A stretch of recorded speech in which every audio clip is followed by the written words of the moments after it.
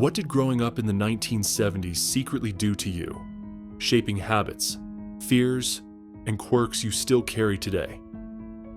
Psychology suggests your childhood wasn't just different. It rewired your brain in ways modern kids may never experience. Most people assume more parental involvement automatically creates better adults. More supervision, more structure, more protection. But the 70s generation quietly challenges that assumption. While today's children are tracked, scheduled, and monitored almost every minute, you grew up with something psychologists call adaptive autonomy, and that freedom reshaped your brain in powerful ways. Number 1, problem solving. Picture yourself around 8 years old, stretched out on your bed on a Saturday afternoon. You walk into the kitchen and say, "I'm bored." Your mom barely looks up. "Go find something to do or I'll find something for you." You knew exactly what that meant. Chores, cleaning, something you didn't want to do. So you figured it out yourself. That moment wasn't neglect. It was neurological training. You weren't handed entertainment. You had to create it. You built forts. You invented games with sticks.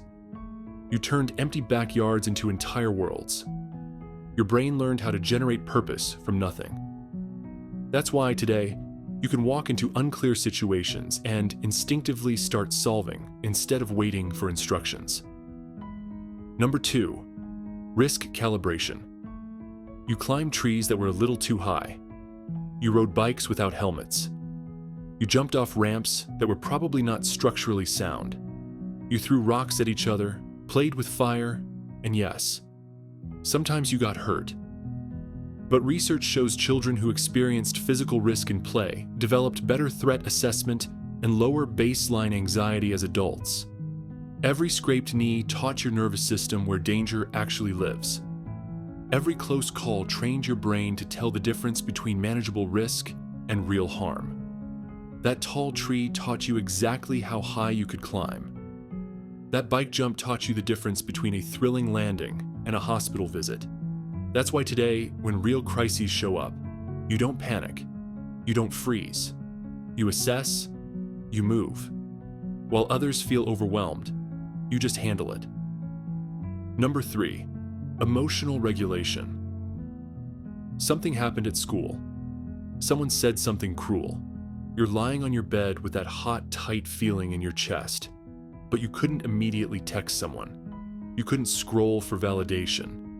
Your mom was on the landline, so you just sat with it. You felt the feeling until it passed. Without realizing it, you learned something powerful. Emotions are temporary visitors, not permanent residents.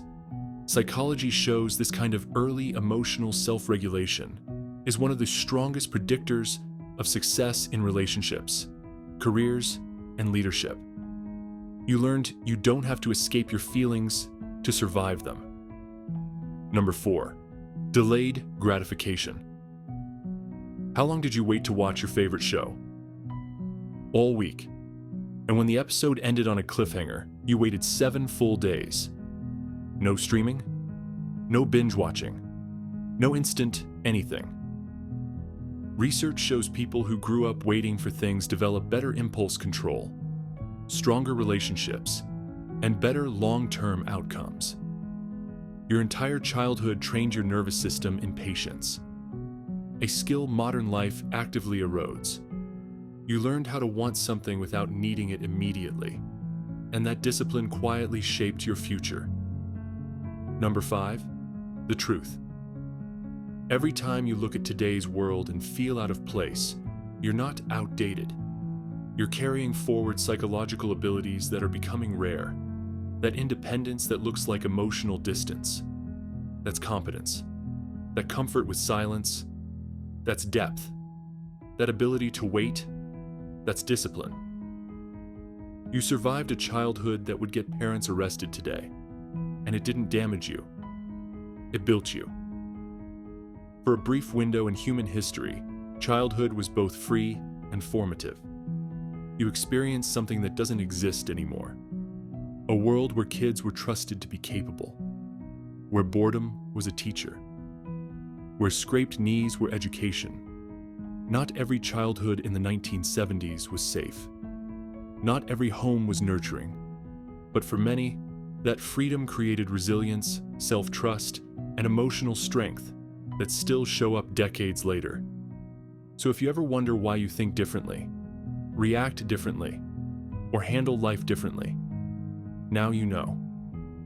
Your brain was shaped during a window that no longer exists.